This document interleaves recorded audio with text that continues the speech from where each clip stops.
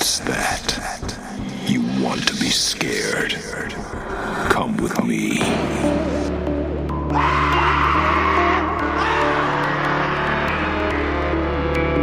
You will experience tales of horror, ghosts, and death. It is not recommended for the weak at heart. Listen in the dark. It's more fun that way. This is Weekly Spooky. Hello, my friends. I'm Henrik Kuto, your host and narrator, and thank you for joining me for a little spooky on the weekly.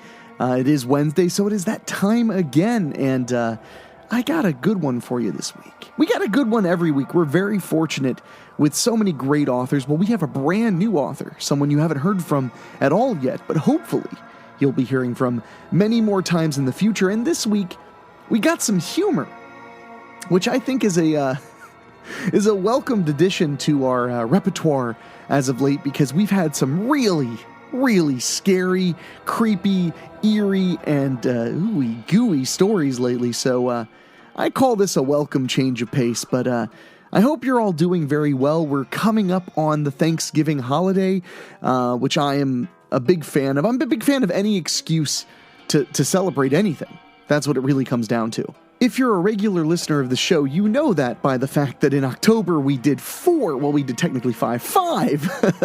scary stories related directly to Halloween. We're going to be doing 4 scary stories directly related to Christmas, and, of course, next week, the day before Thanksgiving, American Thanksgiving, we will be doing a very special episode just about Thanksgiving. So look forward to that. I love seasonal content. I can't help it. I do love any excuse to celebrate. But now I think we need to move to our story, which is all about the polar opposite of celebrating. It's all about how do you make the best out of a situation that definitely is not ideal? How do you make the best out of a situation that is that's mundane? How do you make the best out of something that is so important, yet it's so gauche? That's a word I'm going to use on the show. It's so gauche. It's so everyday. What happens when something truly special becomes everyday? You know, because life becomes everyday, but for our lead character, death becomes everyday. So give that a listen, and I'll be here afterward to talk with you. But for now, time for the story. Reaper Requisitions by Christopher Dowell. She felt numb. She remembered that it was only a short time ago when she felt her breaths slow and her body begin to cool. Everything seemed hazy, almost as though there was a film over her eyes. She couldn't explain the feeling, but it felt as if everything had become disconnected. Almost as though... Her front door burst open with a loud bang as a mist began to pour into her home. Everything shifted to a pale shade of blue as a bell rang from all around her. Crows began to caw despite there not being any indication of the carrion feeders anywhere nearby. But something strange shook through her body as the tolling of the bell resounded. She couldn't feel her heartbeat, despite the fear coursing through her. Then, with a final ringing of the bell, silence filled her home. A figure, clad in black robes and a hood obscuring its face, floated through the room and pointed at her. "Ask not for whom the bell tolls," the figure in the black robes bellowed in a deep, echoing voice. "It tolls for thee." As the figure came closer to her, its bony finger motioning in a come-hither gesture, she screamed and ran as fast as she could to the back of her house and burst out of the back door. Listen, running just makes us mad and makes our job harder, okay? The woman, and the figure she now knew as the Reaper, stood in front of an elevator waiting for it to arrive. The Reaper's voice was now higher-pitched than it had been before. Plus, they won't update our uniform.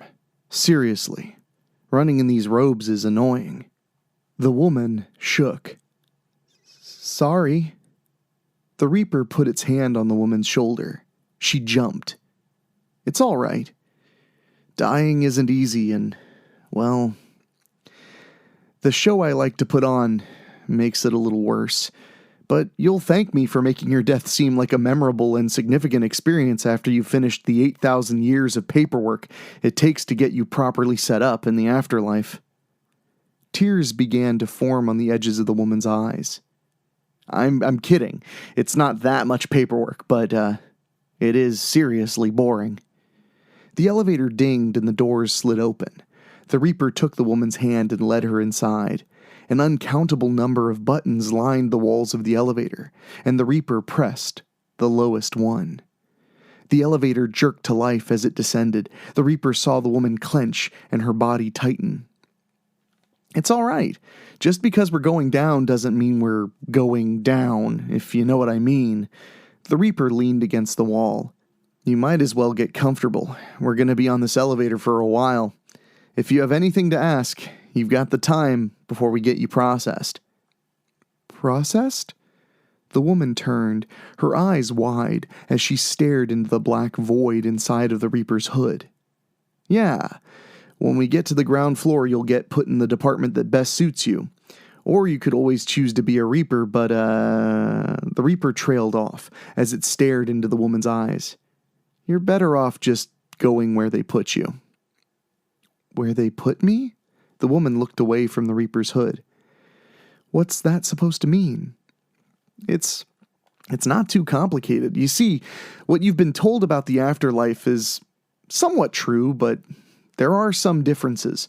First off, there's no heaven, hell, eternal punishment, eternal paradise, or so on. The Reaper sat down on the elevator's floor and motioned for the woman to join it. She didn't. What we have instead is a bureaucratic, efficient business situation where people are assigned tasks based upon their strengths shown in life. Wait, then why are we going down?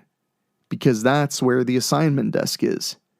The woman slumped to the floor, hitting a few buttons on the side of the wall as she did. So, you're saying that all the good, all the bad I did in my life doesn't matter? You're saying the only thing that matters is how good I am at filing documents? The Reaper turned to look at her sitting on the floor beside him.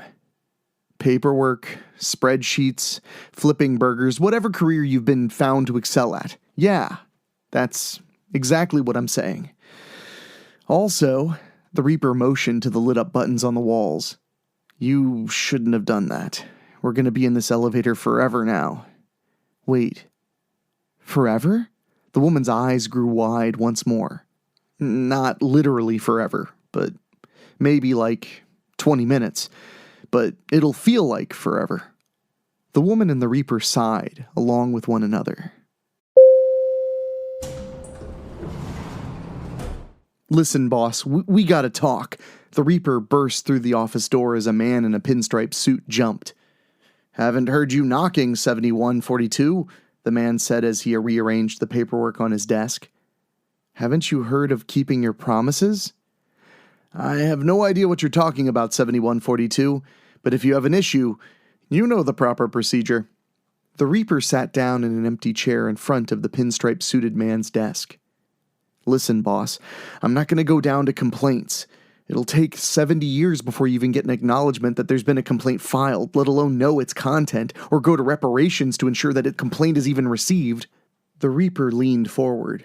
No, I'm not going to wait any longer. Whatever are you talking about, 7142? The pinstripe-suited man rubbed at his temples. You've got work to do. Those souls aren't going to ferry themselves. The Reaper stood up, knocking the chair over as he did. That's exactly why I'm here. When I took this job, I was told I could retire once I ferried 1 billion souls. The woman I just brought down to assignments makes 100 million more than that. I'm done, boss. The pinstripe-suited man opened a drawer and pulled out a file labeled 7142 and opened it. He licked his fingers as he leafed through the documents, stamping and initialing random pages as he did so. He leaned back in his chair. You're right, 7142. It seems you were due for retirement 100 million souls ago. However, The pinstripe-suited man slid a form across his desk to the Reaper. "If you look at your contract, you'll see that part of your retirement requires you to send in a request to train a replacement before you can resign. I have yet to receive a request to train a new Reaper, 7142. The Reaper snatched the paper off the pinstripe-suited man's desk. It read the words on repeat and saw, in the smallest print the Reaper could read with its squinted eyes, that yes, at 1 billion souls, he was to send a request form in quadruplicate to Reaper Requisitions for a recruit to train as an intern, until which point said intern could perform tasks on its own. The Reaper shook its head. "I need to take a long lunch today, boss. I have some paperwork to fill out." The pinstripe-suited man slid a form across his desk.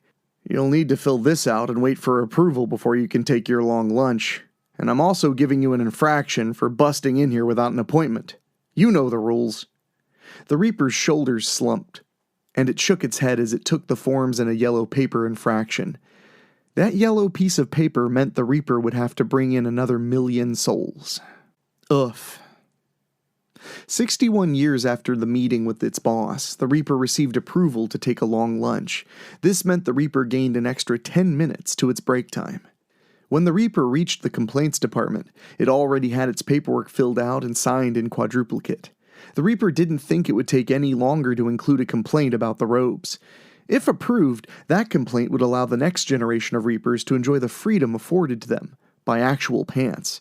But the Reaper doubted it would get approved, at least not anytime soon. After the Reaper filed its request for an intern and its complaint about the robes, its lunch had ended without it having time to eat anything. It would have to pick up something to eat during its next soul run. It wouldn't be the first time the Reaper had to eat on the job. 7142?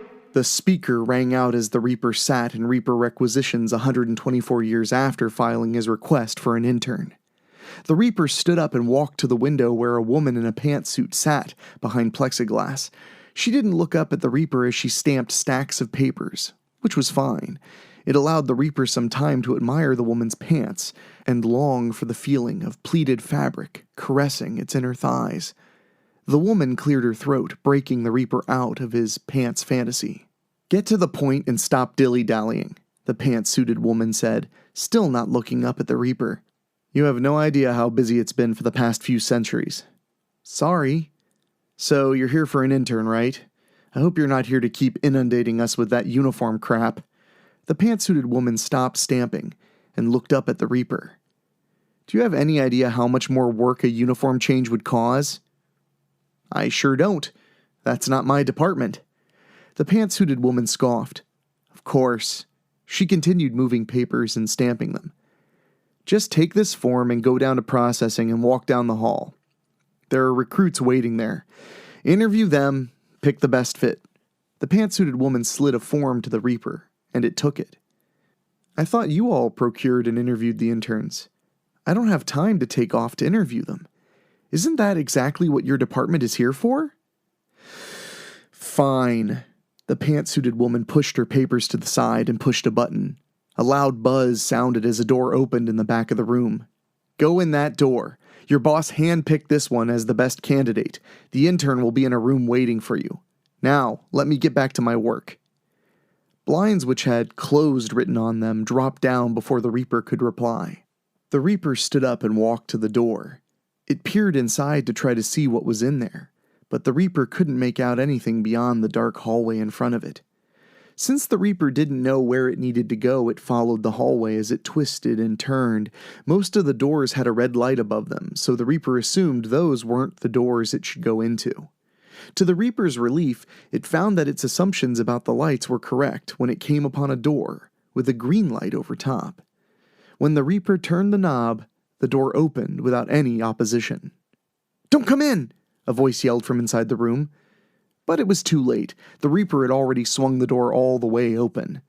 The Reaper saw a soul halfway through the transition from soul to Reaper, attempting to put on a set of black robes, but because the soul still had most of its human features, the robes didn't fit. As the Reaper walked over to the transitioning soul, it pulled off the robes. The soul yelped and moved its hands to where its genitals once were. "There's no need to do that," the Reaper said as it tossed the robes over a chair. You're transitioning into a Reaper. You're like a Ken doll down there." The now nude soul removed its hands from where its genitals once were, and screamed.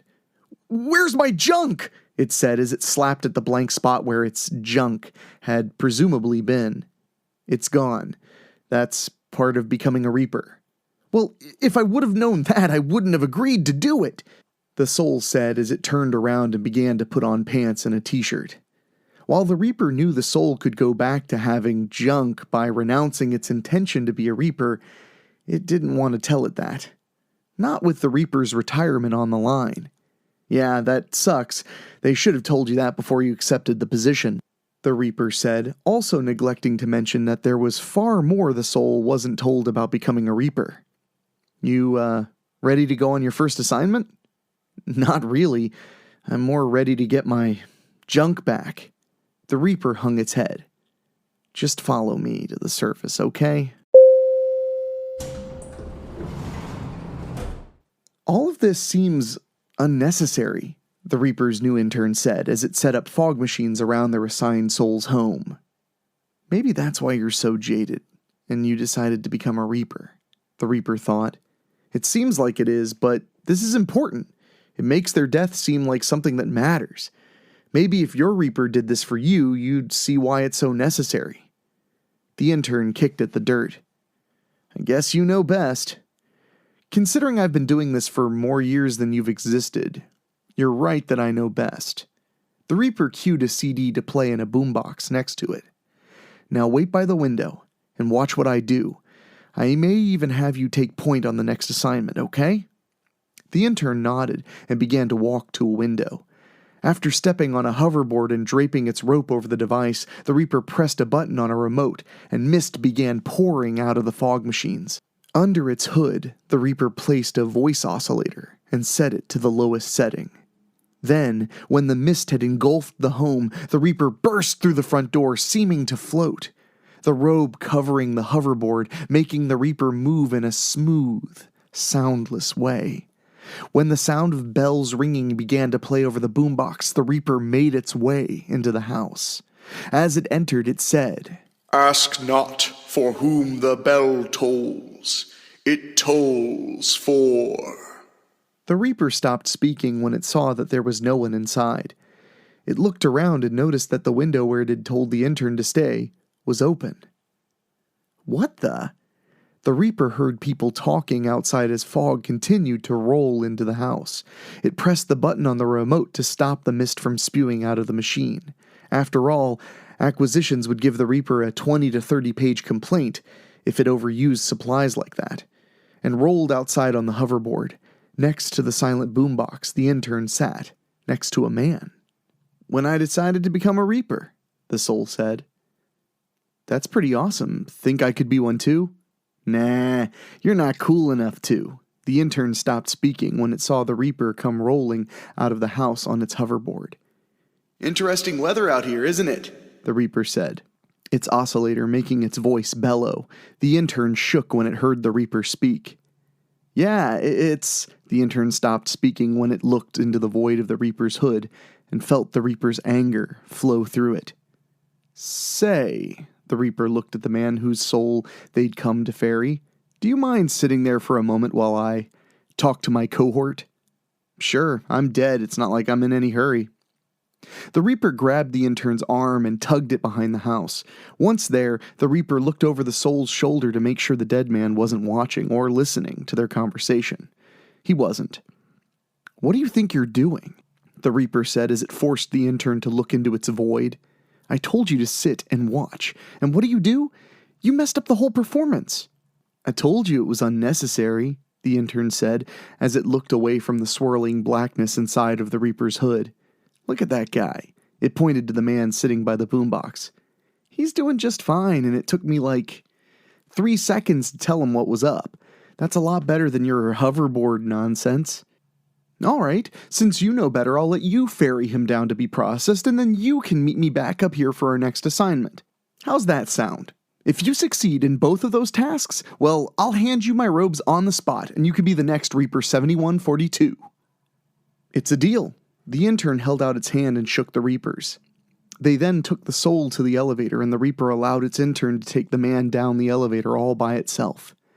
Since the Reaper now had some time, a new sensation to him since most of his time consisted of going on assignment, ferrying souls, filing out paperwork, filing documents, or waiting in lines, it decided to write a longer form of its request to give Reapers pants, instead of the tripping hazard robes they'd had to wear since, well, the Reaper didn't know how long. The intern would be busy with lines, paperwork, processing requests, and so on, and without the Reaper there to talk it through the proper procedure, the intern would most likely have its claims rejected multiple times before it came back for their next assignment. The Reaper put its hood up when it heard the elevator chime. When it turned around to see the doors open, its heart metaphorically grew cold when it saw the soul and a man in a pinstriped suit. The man, who was its boss, exit the elevator with the soul. 7142, you've got some explaining to do, the man said as he pushed the intern forward. Why was this intern spending time navigating the halls of assignments all by itself without Reaper assistance? The Reaper's voice caught in its throat, or what it considered its throat, for a moment before it began to speak. The Reaper scratched the top of its hood before speaking again. I gave that intern orders, and it didn't follow them, so I thought as punishment for its insubordination I would make it, have to learn something on its own. That's all well and good, the pinstriped suit man rifled through his pockets. But you didn't file the proper insubordination complaint paperwork, nor did you file the request for punishment form, let alone a request for intern access. He clicked his tongue. Sorry, sir. The Reaper grabbed its intern by the arm and pulled it close. It won't happen again. It better not. The pinstripe-suited man handed the Reaper a yellow piece of paper. For now, I'm issuing you the second infraction. Should you receive more, it could affect your retirement. He turned around. Please don't make me have to leave my office again due to your shenanigans. Wait! One more thing before you leave. The Reaper handed the pinstripe-suited man the uniform change request form it had been working on. Can you see that the right person in Requisitions gets this form? The pinstripe-suited man snatched the document from the Reaper's hands, then entered the elevator. The door closed with a ding. The Reaper lifted its head, and then screamed as it tried to tear the yellow piece of paper in its hand. The paper stretched and pulled, but no matter what the Reaper did, the paper would not so much as tear. This made the Reaper scream even louder. Come on, let's get to our next assignment, the Reaper said as it dropped the yellow piece of paper on the ground. And this time, please listen to me, okay? Sure, the intern said as it watched the Reaper struggle to peel the yellow piece of paper off of its shoe after stepping on it. I think I'm starting to like this job. What? No complex setup this time? The intern said as it and the Reaper walked up to their new assignment's door. No, not this time. The Reaper lowered its hood to reveal the face of an older, grandmotherly woman.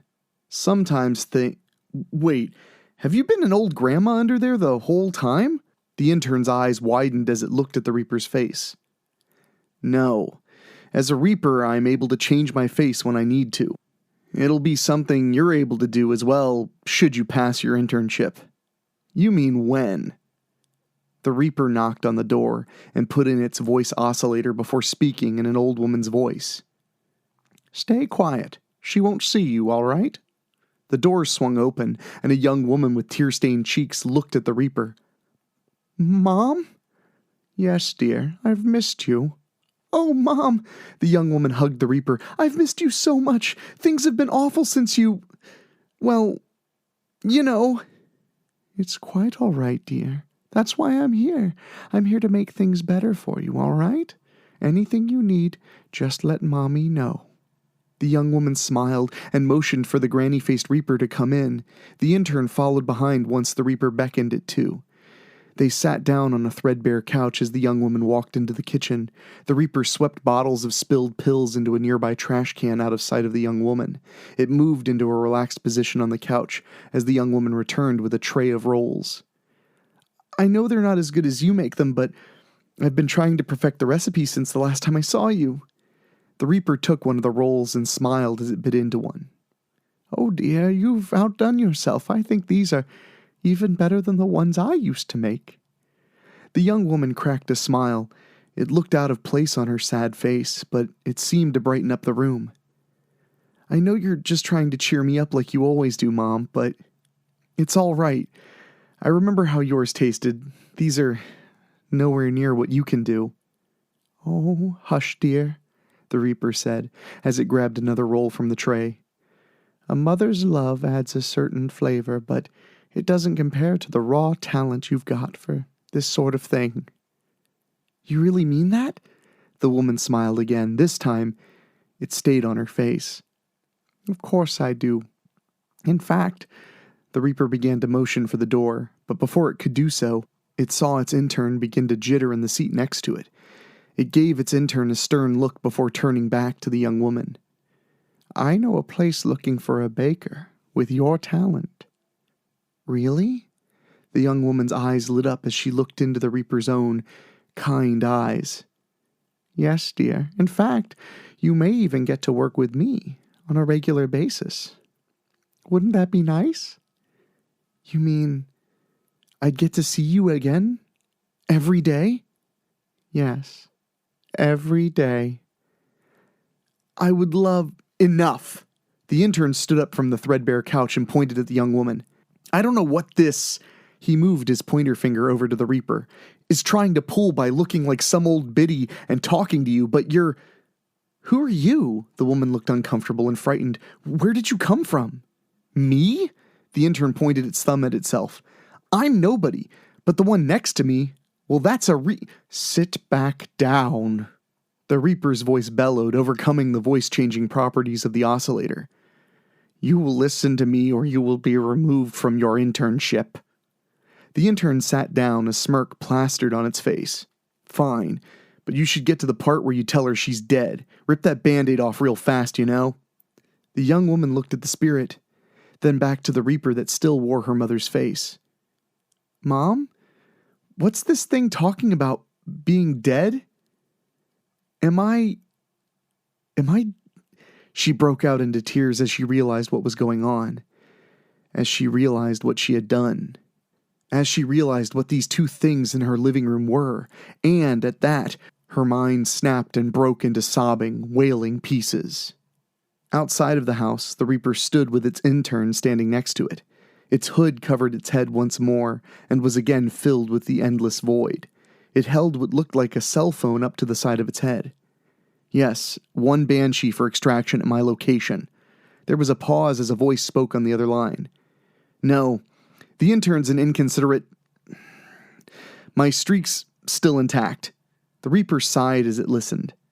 "Not my call, but if it were, I'd have this intern sent straight to... Yeah, I got it. We're on our way back." The Reaper pressed a button on the phone and placed it back in its robe.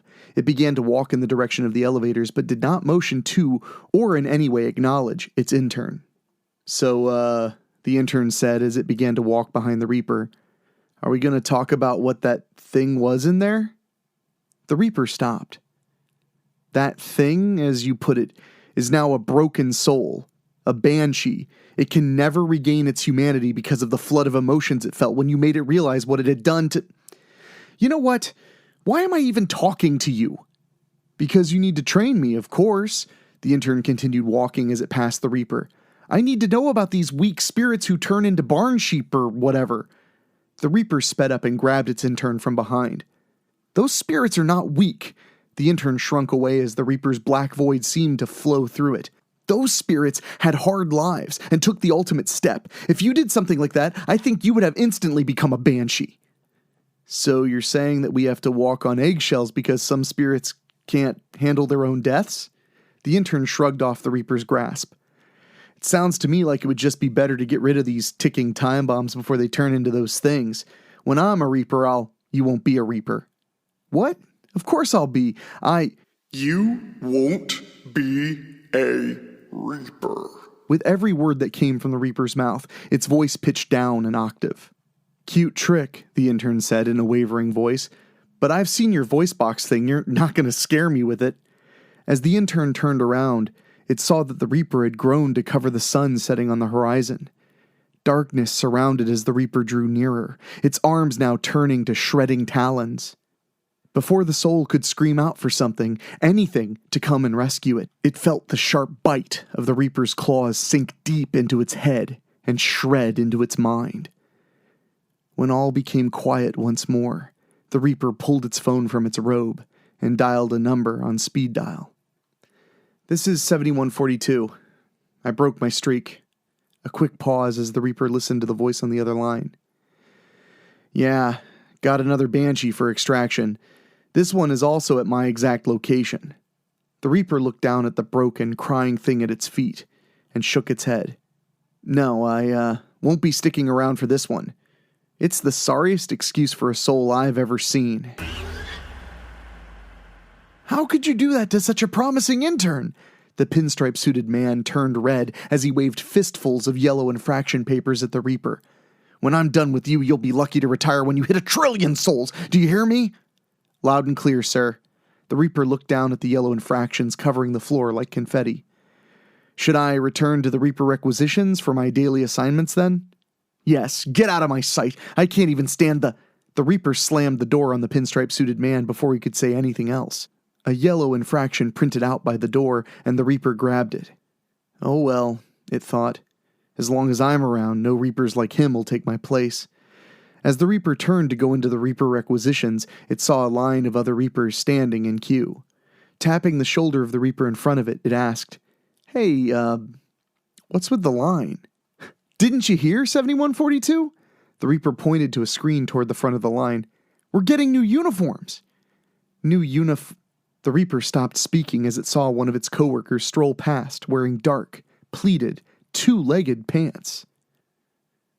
"I don't think 1,000,000,000,000 souls will be that bad after all."